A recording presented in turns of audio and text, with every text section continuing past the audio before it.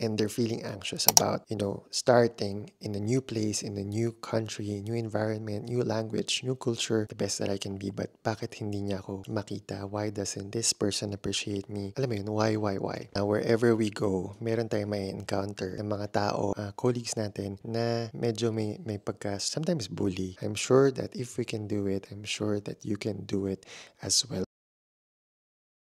Guys, welcome back to the channel. Happy Sunday to all of you. I hope you're all doing good. Dito po sa Ireland, it's autumn na.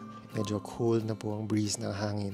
Medyo mas maaga na rin nagiging dark. Ang weather dito sa Ireland is times na to October to November and autumn na yan. Ganda na yung kulay ng paligid kasi nag-change na yung colors ng leaves, ng trees. Yun naman sa vlog na to guys, i-discuss natin yung kung meron ba ako na experience na bully or difficult personality sa work. Wala tayong ilaw dito sa harap ko. I think it should be a light here. So guys, this vlog is actually an answer to a question before by a subscriber who was here in Ireland, no? Actually, nandito pa rin siya sa Ireland. Nagtatanong siya before kasi she was doing her adaptation program. Kung di nyo alam yung adaptation, guys, yun yung under kayo ng pagbago kayo sa Ireland preceptorship program, yung in-evaluate kayo ng manager nyo or ng staff nurse nyo or ng preceptor nyo roughly about 6 to 12 weeks. And tinanong niya before because she was so overwhelmed. She was feeling anxious and overwhelmed. I understand because nanggaling din ako sa ganong situation where, you're coming here even though meron tayong experience sa Philippines or in other countries like for example the Middle East. You're coming here and it's totally a different healthcare system. It's a different country. Iba-iba yung culture kung saan tayo nag-practice in the Philippines initially. It's normal to be overwhelmed. It's normal to have these kinds of feelings. Ano yung mga ginawa ko? I'm gonna share to you some tips how to overcome those feelings na meron kayo ngayon. So I just want to shine a light to you guys whether kakasimula nyo pa lang sa Ireland or whether papunta pa lang kayo sa Ireland and you're thinking, I came here back in 2018. If you're new to the channel, my name is Boyet Ventura and nurse po ako dito sa Ireland and I've been practicing here for 6.5 years. Now, wherever we go, meron tayong may encounter ng mga tao, mga nurses o mga colleagues natin na medyo may pagka-strong yung personalities, may sometimes bully. Hindi siya nakadepende kung nasaan ka. Everywhere I worked, from the Philippines to the Middle East to here, meron ako na-encounter na strong personalities. Kind of difficult to work with. That applies to wherever you go, kung nasaan man kayo. But dito sa Ireland, in general, masasabi ko lang sa inyo guys, is they will really try their best maging, matulungin or natulungan kayo to adapt into your parang new place of work. But then again, having said that, syempre, hindi naman lahat ng tao pare-parehas. So, tip number 1 is don't always think that the problem is you guys. Kasi bago kayo sa workplace, we assume that a certain person treated us badly or treated us unfairly. Kunyari, nasungitan ka ng manager mo. Parang inisip ko na there's something wrong within me. Na for example, in my case, might be at the beginning, very conscious ako sa accent ko, sa pagsasalita ng English. Intimidated ako to speak. Sometimes, it is in the specific person's character kung bakit ganun siya makitungo sa'yo. Like for example, yung nagsungit sa'yo or yung person who treated you unreasonably, ganun kasi siya. I mean, it's not because of what you are and who you are or where you came from. It is because the person is the way he is. Kumbaga, naturally. May mga colleagues ako na local, na mga Irish people as well, na sinasabi nila na don't think about na ikaw lang yung ganyan niya pakitunguhan because ganyan din siya makitungo sa amin. Just don't take everything personally kasi sometimes it's not you. Most of the time it's not you. It's the person who's dealing with you and nasa kanya yung problem.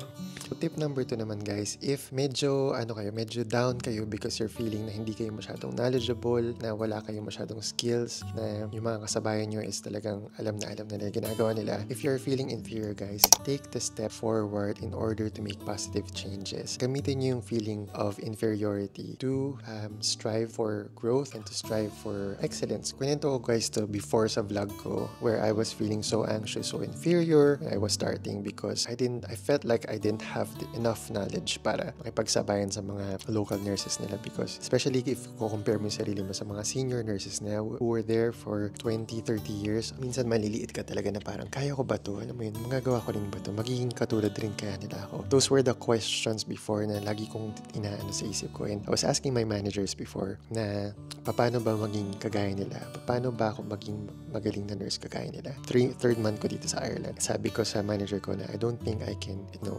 that this job is for me, that this area is for me because I feel like kulang yung alaman ko and kulang yung skills ko to provide, the best possible care for my patients. And masyado ako nanliliit sa mga kasama ko kasi parang sabi ko, ang gagaling nila, ang dami nila na alam. Talagang sinuggest niya sa akin na, maybe you want to pursue parang further education, maybe you want to study. So guys, what I'm saying is that it's okay to feel inferior because it can be a trigger for striving and for growth. And so when I did those things, and talagang lahat ng mga study days sinattendan ko, nagpapatulong ako sa mga seniors, slowly but surely after, a couple of months, I think that was after 6 months, where I felt a little bit better, I felt a little bit good about myself na parang medyo alam ko na yung flow, alam ko na yung routine. Hindi na ako masyadong takot. Although syempre, may kaba pa rin dahil syempre, we don't know everything. Parang it's impossible to know everything. The adjustment period is about parang 6 months onwards, 6 months to a year. Bago mo ma-feel na parang, parang medyo nag-improve na ako, parang medyo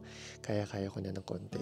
So if you feel behind in life or in general, alam nyo guys, it is enough to keep on moving forward without competing with anyone and without comparing yourself with others. So sabi nga nila guys, instead of comparing yourself with others, which is very unhealthy, compare yourself with your ideal self. So sa sarili nyo yung ikukumpara yung sarili nyo. Tip number 3 guys, ito. If it's not essential, pay no attention. Never participate in a conversation guys where a colleague of yours is parang talking behind the back of another colleague. It's gonna bite you back someday. Kasi if someone can talk about somebody behind their back, pwede nilang gawin sa'yo. So just don't say anything na makakasira sa ibang tao, makakasira din sa image mo. So guys, may natutunan ako sa book. Ang title nun is parang Who Will Cry When You Die? Ang author is si Robin Sharma. And sabi niya doon, before you say anything, before a word or a sentence comes out of your mouth, make sure it passes the 3-gate test. So ang 3-gate test guys is that you ask 3 questions in your mind which represents the 3 gates before you talk. So first gate is that you ask yourself are these words truthful? Or second gate, are these words necessary? And the third gate is, are these words kind? And then if those words that you want to say, or if the sentence or the paragraph or the thing that you want to say passes all those gates, then you can say it, then you can bring it out to the world. So moving forward to tip number 4 is know your task. This means guys na if a person or if certain people does not think well of you, it's not your task to make them think well of you. Kumbaga, if you're being kind, if you're doing everything, if your work ethic is good, and if you're doing everything right according to your moral compass, it's out of your control whatever they do, whatever they feel about you, whatever they think about you, it's not your task. As long as na wala kang inapakan, you're respectful, you're kind, and you're caring, and you're professional, then that's not your problem. It's not your task to make them like you. Sabi nga sa book na nabasa ko is, the courage to be happy also includes the courage to be disliked. So we have to move forward, guys, without fearing that some people might not like us. And even if they do not like us, we have to carry on. We have to continue becoming better. So number 5, guys, is last but not the least, ang pinaka-importante, which kailangan ko rin itong i-practice myself because sometimes we worry about a lot of things. We worry about the future. We worry about the past. We forget to live for the now. Marami tayong iniisip. Sometimes nagwa-wonder yung isipan natin na parang nandito pa lang tayo sa start. For example, nagsa-start pa lang tayo or wala pa tayo sa Ireland or wala pa tayo sa place na pupuntahan natin para mag-work. And we wonder about a lot of things already. Like, papasa ba ako sa adaptation? Papasa ba ako sa exams? Papasa ba ako sa evaluation? Baka mamaya magkamali ako. Alam mo yun, all those things na hindi pa nangyayari, we think about it very parang far ahead of where we are at the moment. That we forget that today is all we have and now is all we need to be living in. May nabasa ko guys na gusto kong share sa inyo na sabi doon, life is a series of moments. Neither the past nor the future exist. We have to put the spotlight on the now. Today is what exists. It's all about what we can do today. Say hi to the vlog. Hi! Ano yung pwede nyong gawin today na makaka-improve ng situation nyo?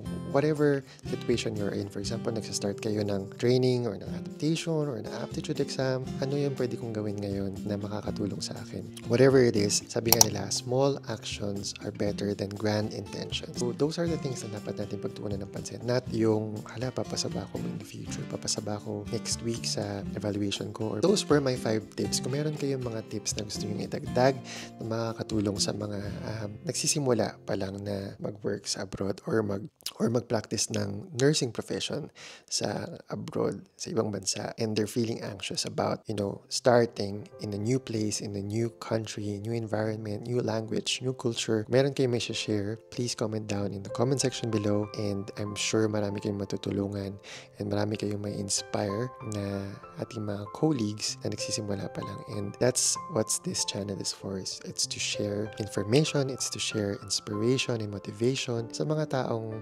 nangangarap din na magtrabaho sa ibang bansa. And I'm sure that if we can do it, I'm sure that you can do it as well, 100% ako dyan. Some of the lessons na sinabi ko sa inyo guys ay natutunan ko sa book na The Courage to be Disliked by Ichiro Kishimi and Fumitake Koga.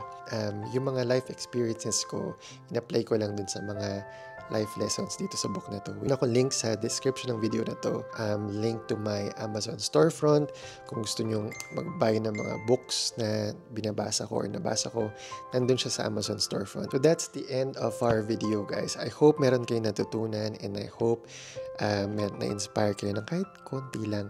And if you did, please don't forget to like and share and subscribe in this channel, in my channel, and like this video. Once again, salamat po sa panonood. Thank you po for subscribing and maraming salamat po, and I hope I'll see you on my next video next week hopefully. So maraming salamat po and see you later. Bye!